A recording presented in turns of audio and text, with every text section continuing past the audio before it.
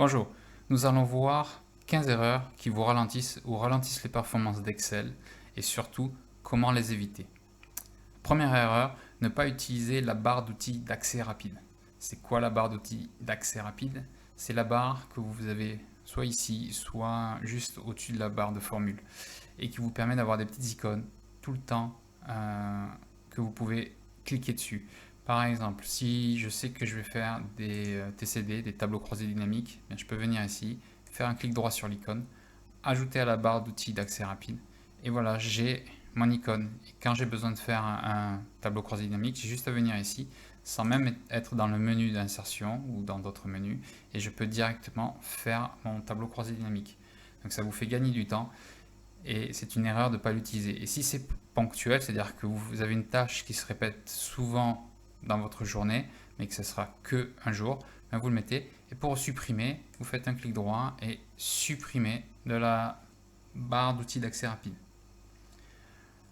La deuxième erreur, c'est formater toute une ligne ou colonne. Bien, en fait, quand vous sélectionnez toute une colonne, et par exemple vous mettez du jaune pour dire ah ça c'est important, ou tiens cette ligne là je vais la formater et c'est important. Mais en fait, vous augmentez la taille du fichier énormément parce que maintenant Excel doit prendre en compte le fait que vous avez donné des informations sur les cellules, si je prends la colonne, jusqu'à plus d'1 million de lignes pour cette colonne-là. Et vous avez mis un très grand nombre aussi sur les lignes. Donc évitez de sélectionner toute une colonne. Je l'enlève et ici je l'enlève. Il vaut mieux par contre utiliser, si vous avez besoin de sélectionner de mettre en couleur des cellules, sélectionnez-les, ou bien si c'est quand même une grande partie, transformez votre plage de données en tableau. Il est déjà en tableau, ce tableau ici, et si j'ai besoin de sélectionner une ligne, en fait, vous voyez quand je mets au bord du tableau, ça devient une flèche et j'ai plus qu'à faire comme ceci, un clic gauche sur le jaune, et ça me permet de surligner que la partie du tableau et pas surligner toutes les autres lignes. Et ça me fera gagner en mémoire. Le 3. Trop de formatage conditionnel. Oui, je suis un grand fan du formatage conditionnel parce que ça permet d'aider à comprendre des valeurs visuellement. Si je sélectionne, je fais un clic gauche et nuance des couleurs, par exemple, ici, on peut voir que de suite 2020, ce fut l'année où il y a eu le moins de ventes, si on dit que ce sont des ventes. Et 2019 était quand même pas mal. 2022, pas trop mal. 2023, on est en cours, donc c'est pour ça que c'est pas super. Mais ça permet vraiment d'avoir une bonne idée.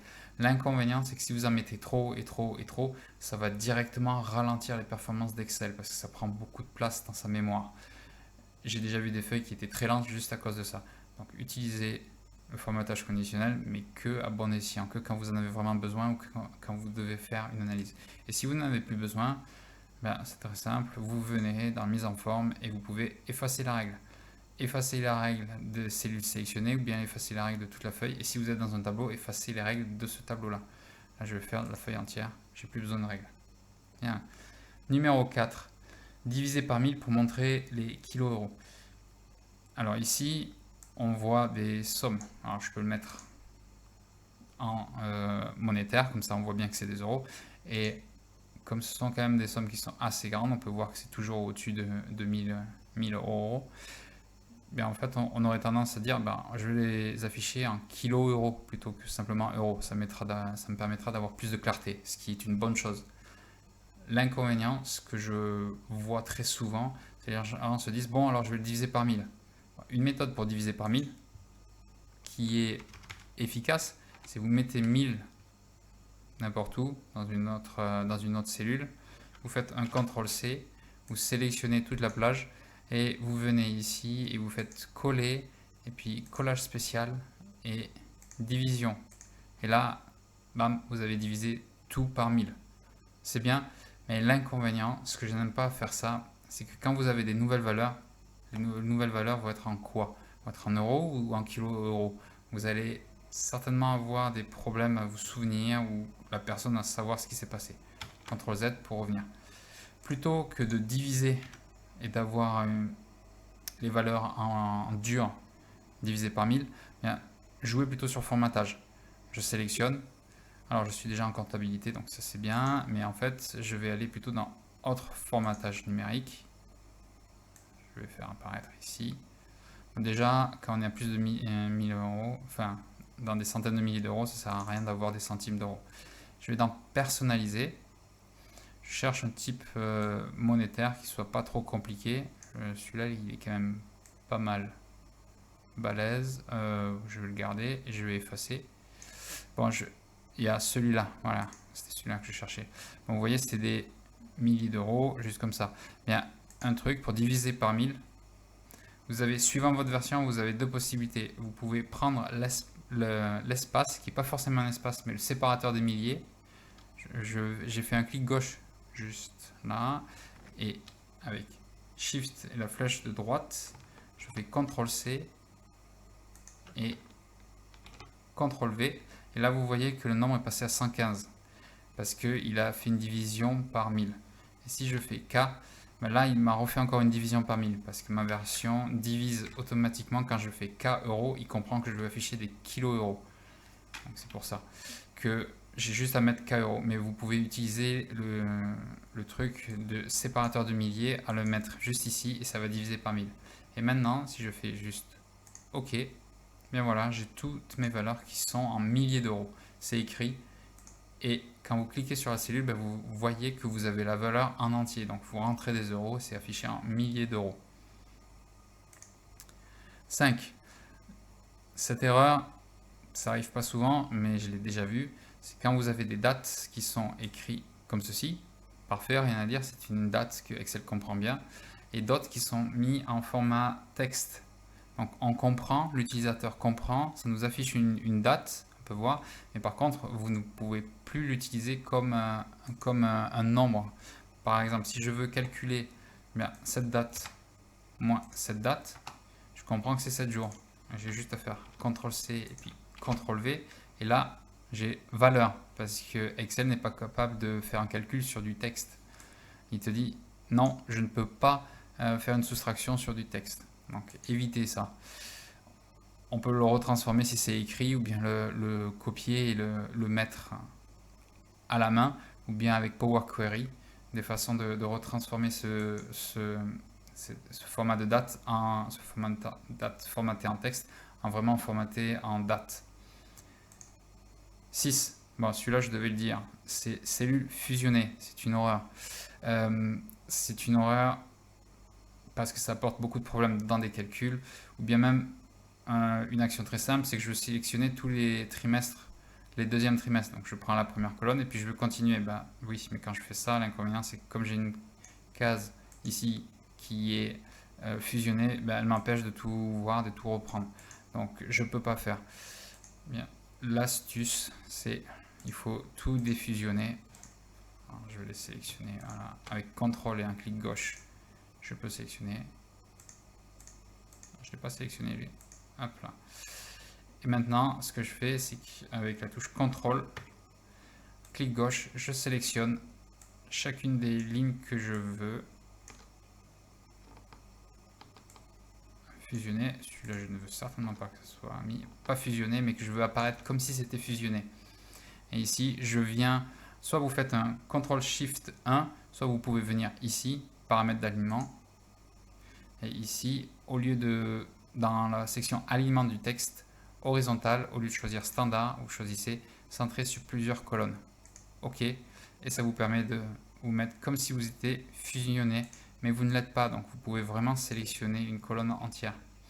À savoir que vous ne pouvez pas faire ça pour la verticalité. Si vous avez des cellules qui sont fusionnées verticalement, ben, vous n'avez pas d'autre choix que de vraiment les fusionner si vous voulez faire apparaître comme ça.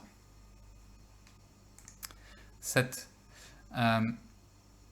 Une erreur, ou c'est pas une erreur mais ça prend un petit peu de temps, c'est que on veut faire disparaître des valeurs et on les cache. C'est pas une mauvaise chose, et je sélectionne les colonnes que je veux cacher, les colonnes C et D, 2020 et 2021.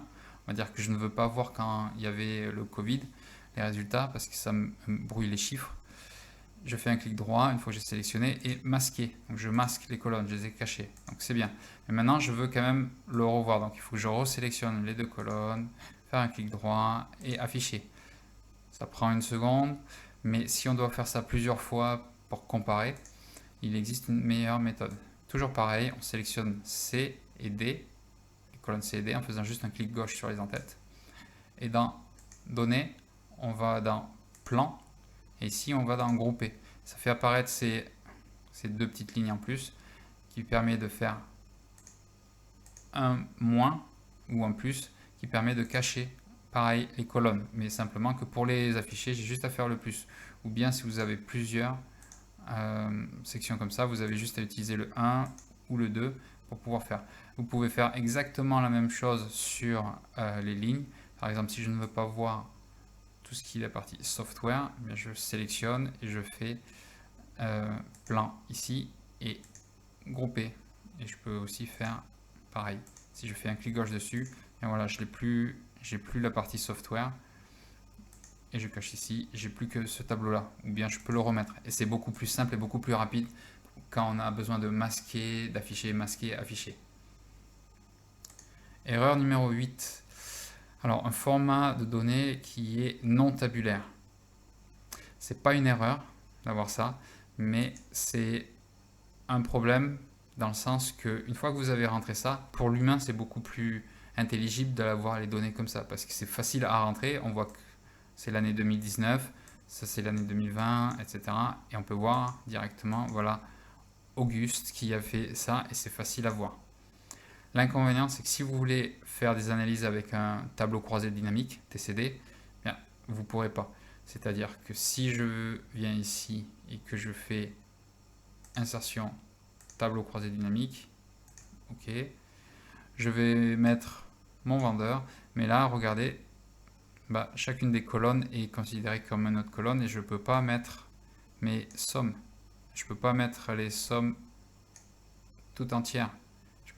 Et ça fait apparaître vraiment d'une manière qui ne me convient pas du tout. Donc vous pouvez voir que ce n'est pas ce que je veux. Je fais supprimer la feuille, clic droit, supprimer, oui je veux bien supprimer. Donc une manière de faire, c'est d'avoir les données en format tabulaire. C'est quoi un format tabulaire? En fait une ligne avec les colonnes qui a une seule information. C'est-à-dire que j'ai ma ligne ici, avec le nom du vendeur, c'est qu'un seul nom, l'attribut, c'est-à-dire que c'était l'année dans ce cas-là, donc c'est 2019, 2020, 2021, etc. Et puis la valeur qui est le montant de vente. Et avec ça, quand je fais par contre insertion tableau croisé dynamique, ok, là je peux faire le vendeur, puis j'ai la valeur, j'ai le total de tout, et si je veux pouvoir, je peux remettre dans le format où j'étais, où je vais avoir le total, où je peux filtrer, où je peux émettre d'une autre manière. Si je veux voir des performances par rapport aux années, et je peux jouer avec le tableau croisé dynamique, pouvoir faire des filtres, ou bien carrément, non, je veux simplement la somme et c'est tout ce que je veux. Donc c'est vraiment, ça permet d'être efficace si on a les données d'une manière, tabulaire. Si je reviens sur la feuille, comment, si je m'attarde 2 minutes sur cette erreur, comment passer de ce tableau à celui-là? C'est très simple, en un mot, Power Query, parce que faire ça à la main, ça ne le fait pas. On va dans, c'est bien un tableau, comme vous pouvez voir, c'est formaté comme un tableau. Je vais dans Données, insertion par rapport à une plage de données ou un tableau. J'ai ça, mais tout simplement ce que je viens faire, c'est transformer, dépivoter les autres colonnes, et ça y est, je peux à la rigueur changer le nom, année, et ici, je vais dire montant, voilà, et je fais accueil, je peux faire directement charger, et j'ai créé ma nouvelle feuille avec le montant, et j'ai dépivoté par rapport à cette feuille ici. Vous pouvez voir que c'est très facile de dépivoter, parce que c'est totalement compréhensible que l'on écrive, qu'un humain écrive comme ce genre d'informations dans ce type de tableau. Erreur numéro 9, avoir plusieurs informations dans une seule cellule. bien, c'est bien sympa d'avoir ça. Ça permet de vraiment d'afficher comme un tableau. On peut l'imprimer et le montrer aux personnes, mais l'inconvénient c'est que c'est très difficile à utiliser après dans Excel si jamais on veut voir combien est-ce qu'il y a de personnes, euh, pendant quel jour, en même temps, est-ce qu'une personne est là plusieurs fois, enfin combien de fois, etc. Donc il vaut mieux utiliser une valeur, donc on peut faire un tableau dans ce style-là, de dire pour un salon, ces vendeurs vont être le lundi, le mardi, le mercredi, le jeudi, le vendredi, et vous avez les informations. Et si vous voulez analyser très rapidement, ce que vous faites, c'est que vous sélectionnez la plage des valeurs, vous sélectionnez une colonne en plus, une ligne en plus, et vous faites juste Alt égal, et ça vous donne la somme automatique de chaque ligne et de chaque colonne.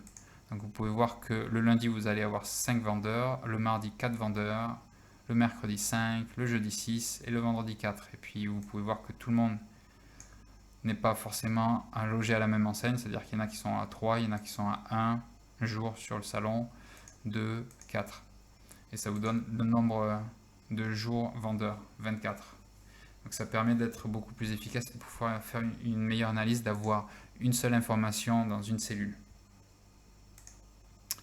Formule en dur. Alors ça peut paraître risible dans Excel, mais je l'ai déjà vu. Donc c'est quelque chose à prendre en compte et à réfléchir à chaque fois quand on travaille sur Excel. Donc ici j'ai un tableau avec les ventes et les vendeurs n'étaient pas forcément là. Donc Pierre a commencé en 2021, Thomas en 2022, Justine et Mathieu en 2023. Donc j'ai pas forcément le même nombre de vendeurs. Ce que j'ai ici, c'est que j'ai le total. C'est une formule, somme, très bien, tout le long. Et ce qui est intéressant, c'est qu'on fait un calcul de panier moyen. C'est toujours intéressant. L'inconvénient, c'est que cette formule a été rentrée en ce qui s'appelle en dur, c'est-à-dire qu'au lieu de faire une formule qui référence les cellules, bien, on a écrit 386 273 divisé par 5. Donc il y avait 1, 2, 3, 4, 5 vendeurs. Donc c'est vraiment laborieux de faire ça. Donc il vaut mieux faire des formules, c'est-à-dire qu'on fait égal.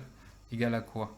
Ben, égal à la somme divisé par, bien, on va faire NB, tab, et puis on va sélectionner la plage plus 1 jusqu'ici, on va dire, au cas où le nombre de vendeurs augmente. Je ferme, je fais CTRL entrée et j'ai le bon nombre. Et là, je suis certain de ne pas me tromper parce qu'il peut y avoir des erreurs d'entrée, des erreurs de calcul.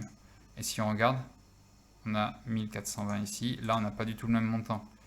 Pourquoi? Parce que quand je regarde, là c'était divisé par 5 alors qu'ils sont 6.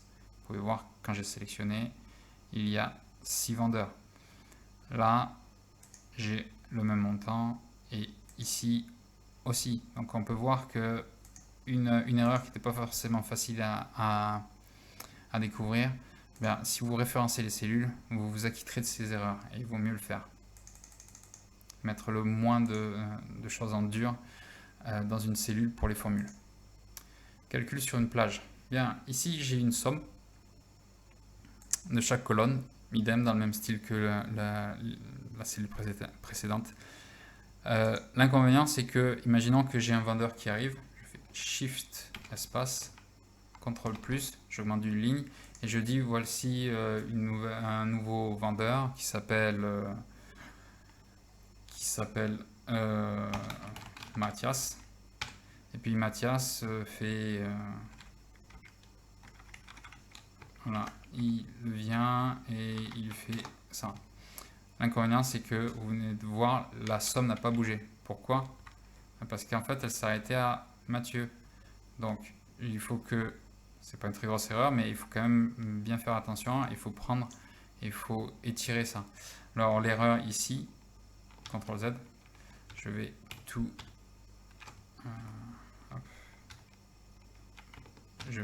supprimer, voilà, comme ça. L'erreur ici, c'est en fait d'utiliser une plage et en fait, il faut plutôt avoir un tableau. Donc si je fais CTRL L pour faire transformer ça en tableau, mon tableau a bien des en-têtes, ok. Et ici, c'est pas utiliser la cellule, les cellules, mais c'est utiliser la colonne. Là, il va le comprendre. Et maintenant, si je viens ici et que je décale tout simplement, donc il est toujours sur la même cellule, et je disais Mathias. Eh bien là je remets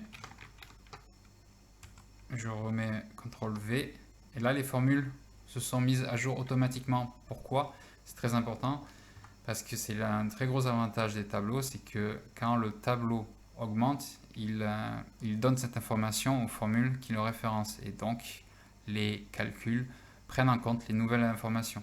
C'est pour éviter les sources d'erreur, utiliser des tableaux plutôt que des plages de valeurs. 12. Le si imbriqué. Alors le si imbriqué, je l'utilise aussi beaucoup. J'ai pris l'exemple ici de savoir quand est-ce qu'il y avait quelqu'un au salon. Et je voulais savoir cette personne est au salon la première fois quel jour. Donc en faisant un si imbriqué, je fais si D4 égale 1, alors c'est lundi. Alors si c'est pas le cas, alors si E4 égale 1, c'est peut-être mardi, et ainsi de suite. Donc je dois faire ça 5 fois. Ok, ça peut se faire, mais là, on peut avoir des erreurs, et puis avec le nombre de parenthèses, on peut se tromper. Ça, c'est une formule, je dirais, facile, parce qu'il n'y a que des si. Si jamais cette formule de si imbriqué était imbriquée dans une plus grande formule, ça pourrait être un problème. Et ici, j'ai utilisé plutôt la formule si condition, qui permet de tester, et si ce n'est pas le cas, il passe à un autre test. Donc je fais D4 est égal à 1. Si D4 est égal à 1, ben alors c'est D3, donc c'est lundi. Sinon, c'est comme ça, je n'ai pas besoin de faire un autre si imbriqué, mais c'est juste une autre condition. Vous pouvez voir que je passe à l'autre test logique.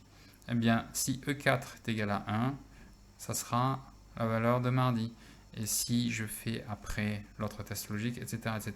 Et si jamais à la fin, je ne veux pas, ben je dis 1. Pour tous les autres cas, je mets absent. Donc ça permet de voir que c'est une façon d'écrire qui est quand même plus efficace que la première, qui était beaucoup plus imbriquée, beaucoup plus longue. Et on peut voir que ça marche bien, absent. Ils sont bien là. 13. La 13e erreur, référence extérieure. Qu'est-ce que j'entends par là? C'est-à-dire que vous allez chercher des données dans une feuille, une autre feuille. Vous pouvez voir, qu'est-ce qui se passe? C'est que ça ne marchera que si l'autre feuille est ouverte. Mais dès que la feuille va se fermer, vous avez deux cas possibles. Soit le premier cas, les valeurs vont rester, mais ne seront pas mises à jour si jamais elles restent fermées sur votre ordinateur. Ou si vous utilisez des formules de type moyenne si ou bien somme si, eh bien vous aurez ce message d'erreur, valeur. Alors la solution à faire, c'est d'utiliser Power Query. Pourquoi? Parce que Power Query va permettre d'importer les données dans ce classeur en étant dynamique et comme ça vous dispensez de cette erreur. Donc comment je fais? Je fais données, obtenir des données à partir d'un classeur Excel. Je vais le chercher sur mon bureau. Il est là, c'est celui-là.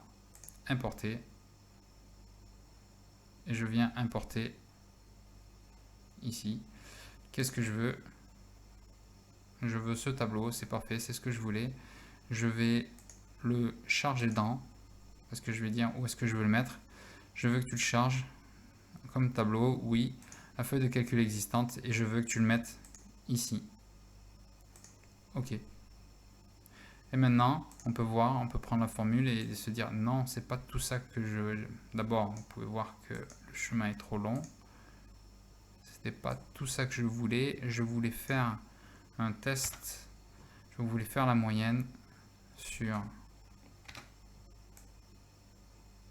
ça, ce tableau. Plage moyenne.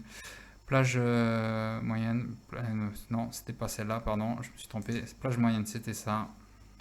Point virgule. Et après, je fais ici. Et quand je fais ça, au moins, j'ai la valeur. Et je peux faire la même chose.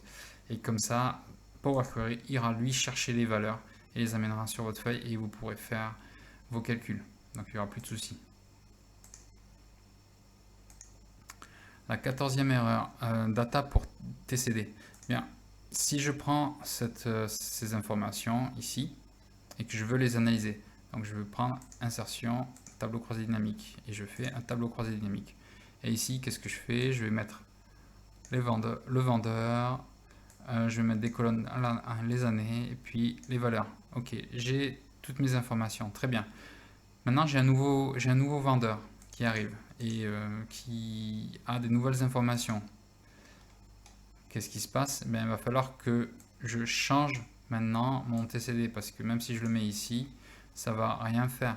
Il faut que je vienne sur mon TCD, analyse, et il va falloir que je changer la source des données. Et ici, il va falloir que je dise changer la source de données et c'est plus la même valeur. C'est ici. Bon, c'est beaucoup de manipulation pour rien en fait. Parce que supprime, je supprime. Si je retire, pour faire le même exemple, les données ici, comme précédemment, si je fais CTRL-L pour le transformer en plage de données et que je fais maintenant tableau croisé dynamique, ok, je fais exactement la même chose, donc je mets vendeur, je mets les années et puis je mets la valeur ici, donc j'ai bien les valeurs, j'ai bien tous mes vendeurs qui sont ici. Et maintenant, si je fais CTRL flèche du bas pour aller tout en bas, et je viens juste mettre mes données ici, elles sont directement intégrées dans mon tableau. Et qu'est-ce que ça veut dire? Ça veut dire qu'elles sont directement intégrées dans la plage source du tableau croisé dynamique. La seule chose qu'il faut que je fasse, c'est dans mon tableau croisé dynamique, actualiser. Et maintenant, j'ai mon vendeur Mathieu qui est apparu en faisant juste actualiser. Donc ça vous permet de gagner du temps et c'est une erreur à éviter. Toute simple, d'utiliser des plages de données au lieu d'utiliser des tableaux. Utiliser des tableaux. Maintenant, la 15e erreur, c'est vouloir faire des calculs à l'extérieur d'un tableau croisé dynamique. Disant, écoute, là j'ai des valeurs, des montants, j'ai des montants pondérés, je veux faire l'un divisé par l'autre pour connaître le pourcentage. Je fais le premier divisé par le deuxième. Donc ce que je vais faire, c'est que je vais faire cette valeur divisée par celle-là. Voilà, j'ai enfin c'est plutôt l'inverse, c'est-à-dire que c'est plutôt moi qui me suis trompé. Je fais égal ça divisé par cette valeur, entrée, voilà. Et je vais dire que c'est un pourcentage. Maintenant, si je dis, c'est très bien, j'ai mon calcul, j'étends, tiens, c'est bien, tout est à 67%. Pas du tout. C'est pas du tout à 67%, c'est que là, l'étendue, c'est verrouillé sur ces deux lignes et ça sera pas autre chose. Il y a un moyen de contourner ça, c'est de faire est égal à... Vous cliquez à côté et vous allez chercher... vous allez chercher A3, mais vous dites pas que c'est pas A3 d'ailleurs, c'est C4. Donc vous dites que c'est C4 et vous l'écrivez en dur, divisé par B4. Là vous aurez le pourcentage et là vous pourrez faire. Et là vous pourrez faire. Et vous voyez que c'est pas du tout la même chose. Mais attention, je vous montre ça parce que pour un moyen pour contourner, mais c'est pas la bonne méthode non plus. C'est vraiment pas ce qu'il faut faire. Ce qu'il faut faire, c'est aller dans le tableau croisé dynamique et faire en sorte de faire le calcul dans le tableau croisé dynamique. Comment? Tout simplement dans analyse de tableau croisé dynamique, calcul, champ et jeu, champ calculé. Et ici, vous pouvez faire votre calcul. Vous allez dire que c'est mon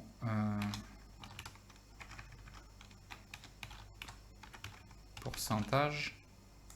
Et qu'est-ce que je veux faire? Je veux faire la valeur pondérée, je fais un double clic dessus, divisé par la valeur, double clic dessus. Et je fais OK. Alors, il me met automatiquement que c'est des euros. Non, c'est pas des euros, c'est un pourcentage. Donc, je fais un clic droit dessus, format du nombre. Et ici, je fais en sorte que ça soit pourcentage. OK. Et j'ai mon calcul qui fait automatiquement. Et ce qui est en plus super, c'est que je peux enlever les anciennes colonnes et j'ai toujours mon calcul. Et je peux faire des filtres où je peux faire en sorte de pouvoir mettre des colonnes en plus et j'aurai mon pourcentage qui sera intégré dans le tableau croisé dynamique et qui suivra l'évolution du tableau croisé dynamique. Donc c'est pour ça, cette erreur, c'est dans un tableau croisé dynamique, ne jamais faire des calculs en dehors.